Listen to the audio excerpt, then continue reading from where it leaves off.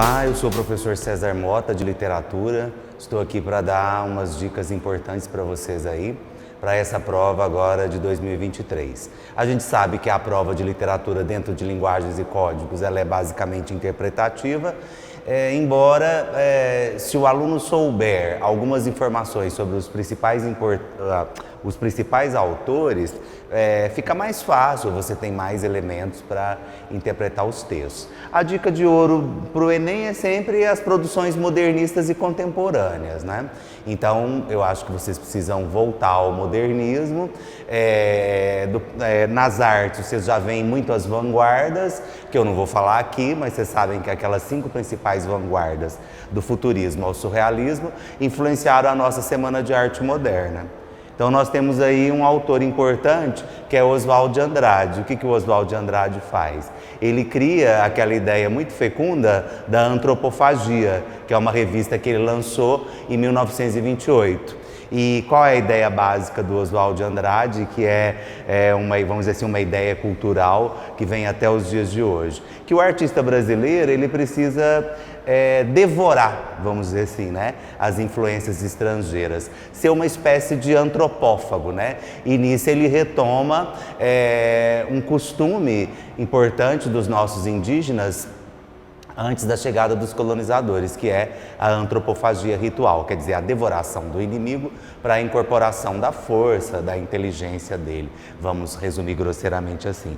A mesma coisa é o artista, né? E o Brasil é muito isso, né? Está sempre devorando, deglutindo influências estrangeiras e recriando-as num contexto novo, original. Então essa era a ideia do Oswald, né? Como se você tivesse que deglutir a Europa, devorar a Europa, assimilar o que interessa, vamos dizer assim, no seu estômago, né, artístico, você devora, assimila o que interessa não interessa você joga fora, cospe fora, né?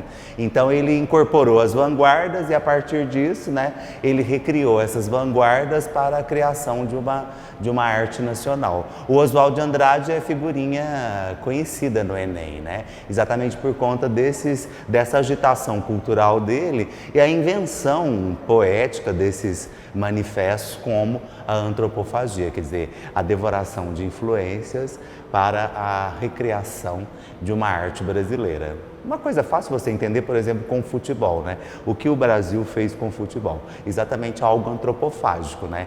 Deglutiu e devorou um esporte que veio de fora, um esporte bretão, né? Que se tornou tipicamente nacional. Eu que sou um ignorante em futebol, a gente sabe, mesmo sendo ignorante, que o futebol brasileiro é uma coisa diferente da Europa, pelo menos ele foi recriado aqui, né? E essa é um pouco a ideia do Oswald de Andrade. Claro que a metáfora do futebol aqui é para entender um pouco dessa deglutição artística que ele propôs.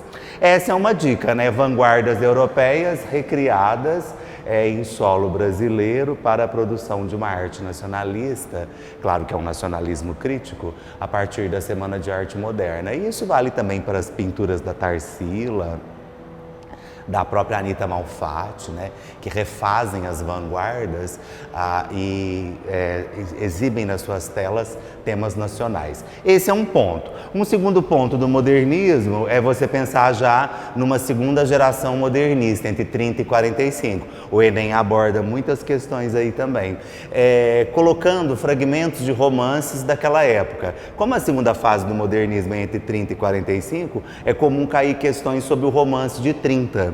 Como eles falam, quer dizer, de 1930, que engloba aquelas produções literárias voltadas, sobretudo, para a tematização social.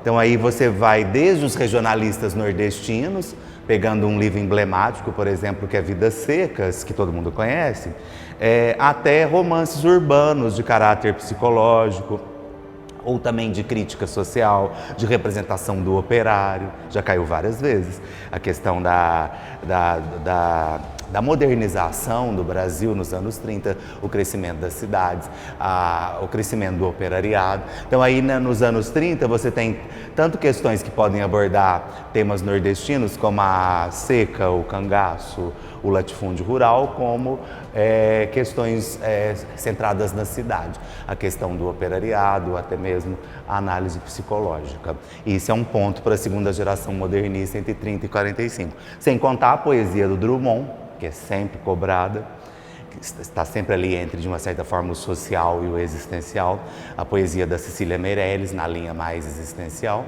E chegando no final, na última fase do modernismo, dos anos 45 para cá, o espectro é muito amplo, mas você pode pensar em questões sobre a Clarice Lispector, com a sua literatura intimista, existencial, metafísica, questões sobre o Guimarães Rosa, na sua recriação linguística, quer dizer, a renovação linguística que ele faz e o seu regionalismo universal, ou a produção mais contemporânea, e aí também entra as questões da literatura afro-brasileira, da literatura indígena ou até mesmo da literatura feminina. O espectro é muito amplo, mas a ideia é que você, nesses últimos dias, revise esse modernismo nas suas fases e esteja preparado para responder questões sobre essas temáticas, né? Em geral, as questões sociais, existenciais, de gênero, né? E toda essa renovação linguística, esse experimentalismo